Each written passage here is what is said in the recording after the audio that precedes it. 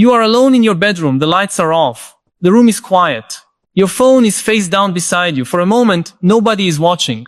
And yet, somehow you still feel watched. Not because someone is standing outside your window. Not because there is a camera hidden in the ceiling. Something stranger is happening. You have become aware of yourself. You think about the message you sent earlier. You replay a conversation. You wonder how you sounded. You remember the photo you posted last week, and suddenly notice the number of people who saw it. Then you pick up your phone. You open an app. And before you even decide what you want to see, something is already waiting for you. A recommendation, a notification, a prediction, something that seems to know what you were thinking about 5 minutes ago. And maybe you've experienced that unsettling little moment, when you mention something in conversation, and later you see it on your screen. You pause. You tell yourself it's coincidence. Maybe it is. But beneath that explanation is a deeper discomfort. Because the question isn't simply, is someone listening? The question is much more disturbing. What happens when a system doesn't need to listen to you because it can already predict you? That is where the story of privacy begins to change. For most of human history, privacy was almost effortless. If you wanted to be alone, you walked away. If you wanted to keep a thought to yourself, you simply didn't speak. If you had an embarrassing moment, maybe a few people witnessed it, and eventually they forgot. Your memories lived inside your skull. Your mistakes disappeared into the past. Your private life was private, largely because there was no practical way to record, store, analyze, and distribute every tiny detail of it. Then something extraordinary happened. We built machines that could remember. And eventually, we built machines that could remember better than we could. A photograph could preserve a moment. A microphone could preserve a voice. A camera could preserve a face. The internet could preserve a conversation. A smartphone could preserve your location. And now artificial intelligence can begin to make something even more powerful possible. It can connect the pieces, your searches, your pauses, your purchases, your movements, your words, your photographs, your friendships, your sleep schedule, your attention, your fears, your habits. Not necessarily because one person is sitting somewhere watching your life unfold like a movie, but because your digital traces can become patterns, and patterns can become predictions. This is where privacy stops being merely a question of secrecy. It becomes a question of freedom. Because there is a difference between someone knowing what you did and someone becoming increasingly good at predicting what you will do next. And that difference may define the next chapter of human history. Think about how strange the concept of privacy would have sounded to a human being thousands of years ago. You lived in a small community. People knew your family. They knew where you slept. They knew who you married. They knew when you were angry. They knew when you were grieving. There were few places to hide. But there was also an important limitation. Other people could know you intimately, but their knowledge had boundaries. Their memory was imperfect. Their attention was limited. If you left the village, most of your secrets stayed behind. Your reputation traveled at the speed of a human voice. Today, your reputation can travel at the speed of light. And unlike a rumor whispered a fire, digital information can remain almost indefinitely. This creates one of the strangest contradictions of modern life. We have never had more opportunities to express ourselves. And we have never created so many permanent records of those expressions. You can reinvent yourself online, but your old self may still be searchable. You can change your beliefs, but your old opinions may still exist in a screenshot. You can delete a photograph, but someone else may have already copied it. You can leave a job, move to another city, start over, but pieces of your previous life can remain distributed across servers you will never see. The past used to follow you through memory. Now it can follow you through data. And this is where psychology becomes important. Because human beings have never been particularly good at understanding themselves. We like to believe that we make decisions consciously. We imagine there is a little executive inside our heads, calmly evaluating reality and choosing what happens next. But modern psychology tells a more complicated story. Much of your behavior is automatic. You develop routines, you respond to cues, you seek rewards. You avoid discomfort. You imitate people around you. You construct explanations after decisions have already begun forming beneath conscious awareness. Your brain is constantly making predictions. It predicts what you're about to see, what you're about to hear, what someone is about to say, whether a situation is safe, whether another person likes you, whether something is worth your attention. And because prediction is so central to the brain, there is something profoundly valuable about behavioral data. If someone can observe enough of your behavior, they may not need to understand your conscious reasons. Your patterns can reveal things you haven't consciously admitted to yourself. You might say you're not stressed, but your behavior changes when you're stressed. You might say you're happy in a relationship, but perhaps your communication patterns tell a different story. You might believe you're making independent choices, but perhaps your choices become remarkably predictable under certain conditions. This is one of the most uncomfortable discoveries of modern behavioral science. You are not always as mysterious to yourself as you think you are. And sometimes, an outside observer can see the pattern before you do. That doesn't mean technology can read your mind. It doesn't mean every algorithm understands your soul. It doesn't mean your phone knows every secret you've ever had. The reality is both less dramatic and in some ways more unsettling. Machines can become extremely good at recognizing correlations. You don't have to tell a system that you're lonely for loneliness to influence your behavior. You don't have to announce that you're insecure for insecurity to affect what you click. You don't have to explain that you're angry for anger to alter the kinds of content that hold your attention. The system doesn't necessarily need to know why. It only needs to notice what happens next. And this creates a new kind of mirror. Except this mirror doesn't simply show you your face. It shows you your behavior, your impulses, your routines, your attention, and increasingly, your probability. That last word matters, probabilities. Because the future of privacy may not be about whether someone knows exactly what you're going to do. It may be about how accurately they can estimate what you're likely to do. Imagine a system that knows you tend to make certain purchases when you're tired. It knows that you're more likely to scroll late at night. It knows which kinds of headlines make you angry. It knows which people influence your opinions. It knows which images make you stop. It knows when you're most emotionally vulnerable. It doesn't need to control you. It only needs to understand the conditions under which you are easiest to influence, and suddenly, privacy becomes connected to something much deeper than secrecy. It becomes connected to autonomy. The ability to say, this thought is mine, this decision is mine, this desire is mine, this moment belongs to me. Philosophers have been wrestling with questions like these for centuries, long before smartphones existed. Marcus Aurelius wrote about the importance of governing your inner world, even when the outer world is beyond your control. The Stoics understood something that feels strangely modern today. There will always be forces trying to pull your attention outward. The crowd. Politics, the toast of fear, desire, praise, insults. The Stoic response wasn't to escape society. It was to develop an inner space that could not easily be conquered by it.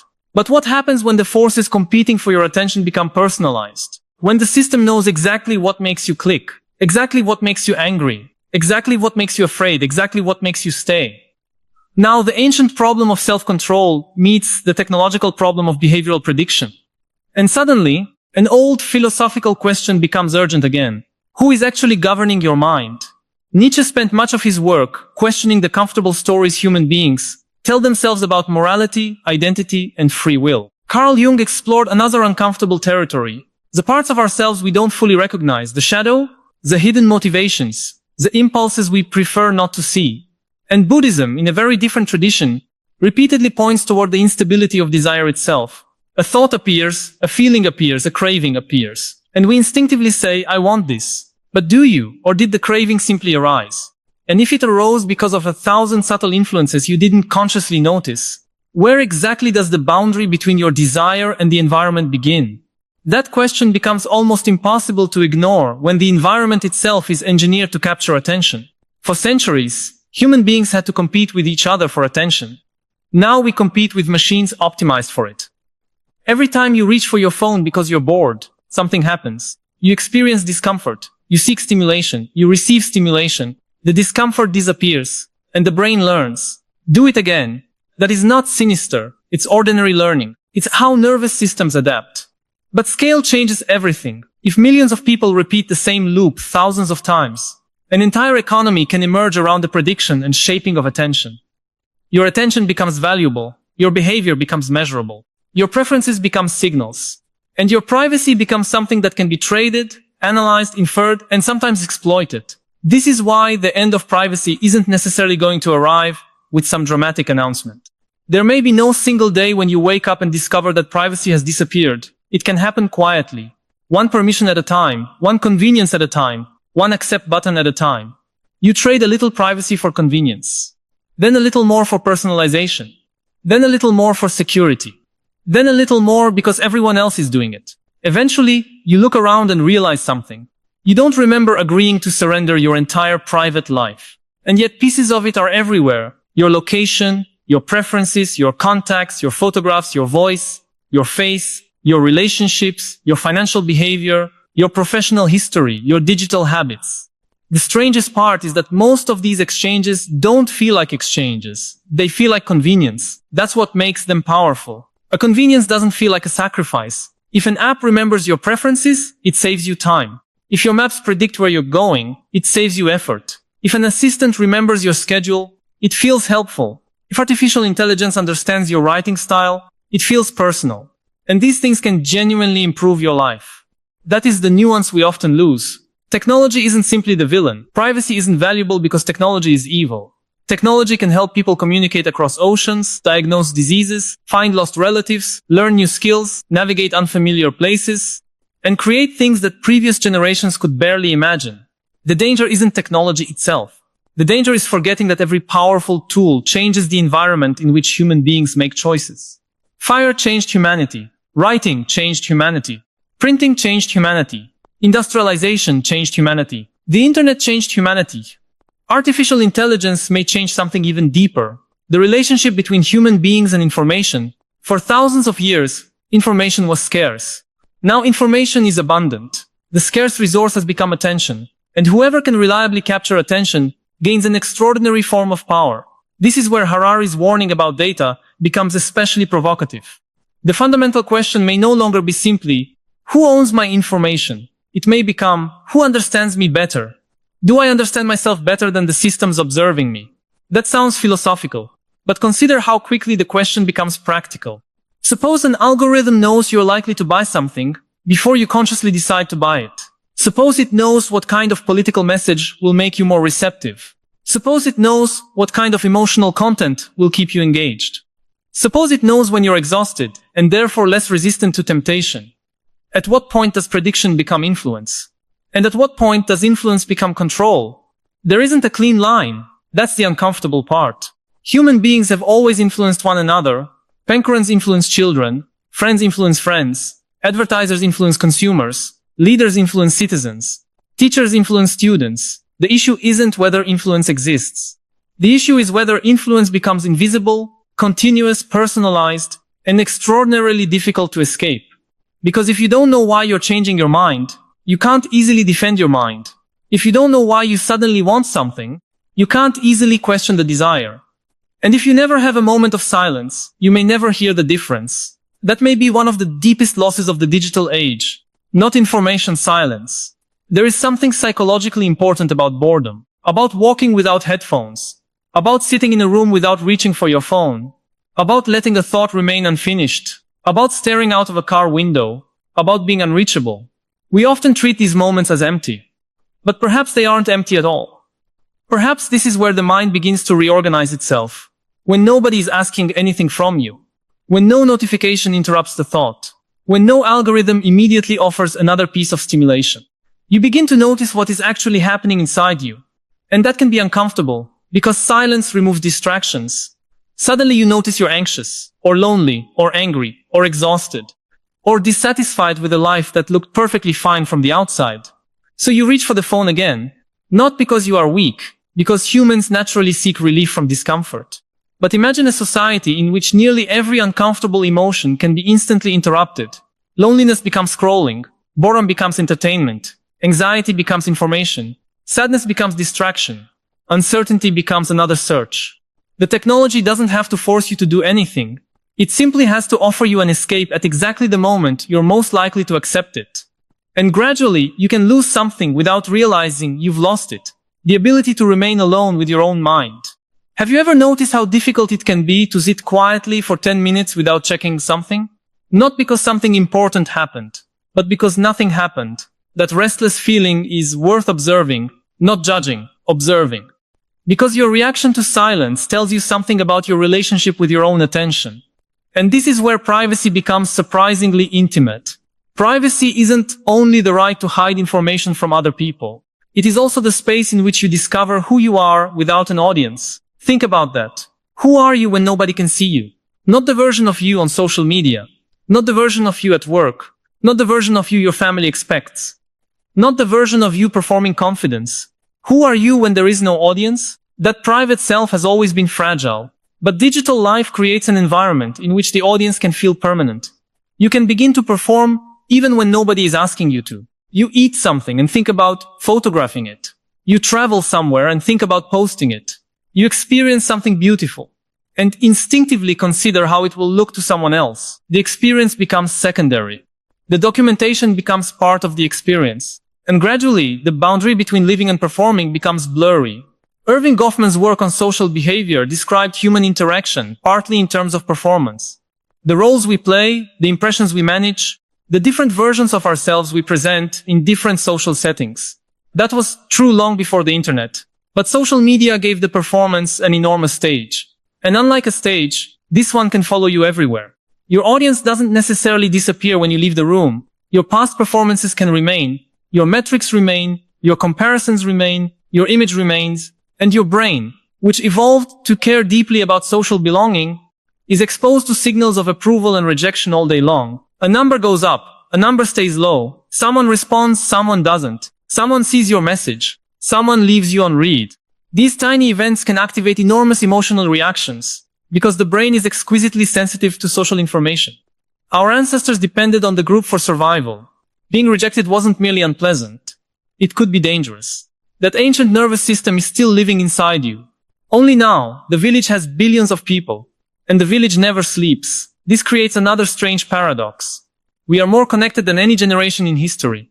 And many people feel increasingly alone. Because connection and intimacy are not the same thing. Being visible is not the same as being known. Being watched is not the same as being understood. And having your data everywhere is not the same as having someone truly know you. Perhaps this is why the future of privacy is ultimately a question about human dignity. Because there are parts of life that become meaningful precisely because they are not optimized. A conversation that goes nowhere. A handwritten note. A private joke. A walk with no destination. A mistake that disappears. A thought that changes before anyone hears it. A version of yourself that exists only for you. These moments may seem insignificant, but they create something profound. They give you room to become. And becoming requires uncertainty. If every thought is immediately recorded, analyzed, judged, and remembered, you may become more cautious about having certain thoughts at all. This is where surveillance can become psychologically powerful, even without direct punishment. You begin to censor yourself, not because someone told you to, because you know you're being observed. Michel Foucault explored a similar psychological mechanism through his discussion of surveillance and the panopticon. The most powerful form of surveillance isn't necessarily someone standing over you. It is the possibility that you might be watched. Because once you internalize the gaze, you begin regulating yourself. You become your own guard. Now, consider what happens when that gaze becomes digital. When you know your messages may be stored, your searches may be recorded, your face may be recognized, your location may be logged, your behavior may be analyzed. Even if nobody is actively watching, the possibility can influence how you behave. And that creates a question worth sitting with. If you behave differently because you believe you are being observed, how much of your behavior is still truly free? There is no simple answer. And perhaps that's the point. The future won't be divided cleanly into freedom and oppression. It will be filled with gray areas, convenience and surveillance, safety and monitoring, personalization and manipulation, context and performance, protection and control. The same system can produce both benefits and dangers. And that means the solution isn't to run backward. We cannot simply wish away technology. The challenge is learning how to live with powerful systems without surrendering the inner territory that makes us human. That begins with awareness, not paranoia. Awareness. Notice what happens inside you before you open an app. Notice what you're feeling when you reach for your phone. Are you bored? Lonely? Avoiding something? Seeking reassurance? Looking for information? Or simply following a habit? That tiny moment of observation creates distance. And distance creates choice. You don't have to throw your phone into a river. You don't have to disappear into the woods. You don't have to reject every technological convenience. You simply need to remember that convenience and freedom are not identical. Sometimes the most valuable thing you can do is create small areas of life that aren't optimized, recorded, measured, or displayed. A conversation that stays between two people. A walk without documenting it. A room where the phone doesn't enter. A journal nobody reads. A thought you don't immediately publish. A weekend where you don't turn every experience into content. These aren't acts of rebellion. They're acts of psychological hygiene. Because your mind needs somewhere to breathe. And perhaps this is the most important distinction of all. Privacy is not necessarily about having something to hide. A person can have nothing shameful to conceal and still deserve privacy. You close the door when you shower. You don't because you're committing a crime. You close the door because some parts of being human don't need an audience. Privacy creates boundaries. And boundaries create identity. Without boundaries, everything flows into everything else. Your work enters your bedroom, your audience enters your relationships, advertising enters your attention, your past enters your present, other people's expectations enter your private thoughts. Eventually, you may become so connected to the outside world that you can no longer hear yourself inside it. That is the real danger. Not that someone knows what you bought yesterday, not that an algorithm knows which videos you watched, but that you gradually lose the habit of asking whether your thoughts, desires, and decisions are actually yours. There is an old philosophical idea that freedom begins with knowing yourself. But perhaps in the age of predictive technology, we need to add something. Freedom also begins with knowing when something else is getting to know you, because the systems around you are learning. They are learning what you like, what you fear, what you ignore, what you respond to, what keeps you awake, what makes you angry, what makes you spend, what makes you return. And the more they learn, the more important your own self-knowledge becomes. Not because you can outsmart every algorithm, you can't. But because self-awareness gives you something algorithms cannot easily take from you. The ability to pause. The ability to say, I notice what is happening. The ability to question a desire before acting on it. The ability to leave a notification unanswered. The ability to tolerate boredom. The ability to change your mind. The ability to keep something private simply because it belongs to you. That final ability may become increasingly precious. Because the future of privacy won't be decided only in courtrooms, boardrooms, laboratories, or government offices. It will also be decided in ordinary moments. When you choose not to document something. When you refuse to turn an emotion into content. When you step away from the screen. When you ask yourself why you suddenly want something. When you recognize that your attention is being pulled. When you sit quietly long enough to discover what your own mind sounds like. The end of privacy, if it comes, may not feel like the end of privacy. That's what makes it so difficult to recognize. It may feel like personalization, like convenience, like safety, like entertainment, like connection, like progress. And some of it will genuinely be progress. But every generation has to decide what it is unwilling to trade. Previous generations fought over land. Then labor.